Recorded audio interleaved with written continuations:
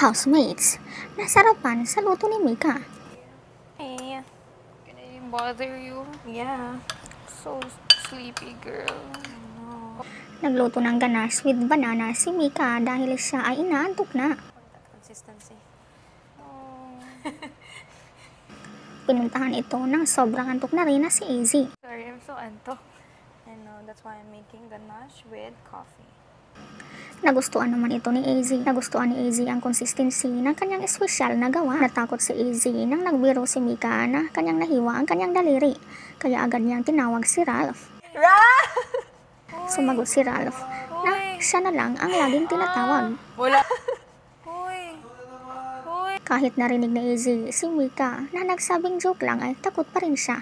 Joke lang, hindi naman. Nag-joke lang kami. Tinignan na namin reaction mo. Huh? Kahit gabi na, naganda na si Mika kay AZ. Ang ganda mo today. Pinayuhan naman ni AZ si Mika na hindi nagagamit ng kutsilyo. Stop using the knife. I'm not gonna use the knife anymore. Excited na si AZ na tikman ang dessert. Sarap. Oh my God. Tagal naman. Okay na kaya? Check ko. Sobrang galing pala gumawa ng dessert ni Mika. Needs more. Needs more. Napag-usapan naman ng dalawa ang kanilang buhok. Ano yan? Van Aiden. Hindi naman malaki. Sobrang nipis.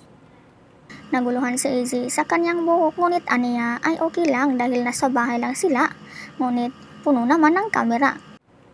Girl, ang gulo din ng buhok ko, but I don't care. Okay lang. Parang bata si AZ na naghihintay kung kailan matatapos ang ginawa ni Mika. Siya ay sobrang natutuwa na ito ay may makapuno. Oh, there's a lot of makapuno. Agad naman pumunta si Ralph na excited na din.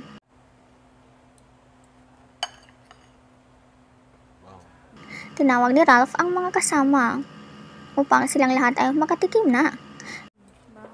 Guys, Ganache. Nalagay ko sa sala. Iniikot naman ito ni Bianca upang mapagsaluhan nila.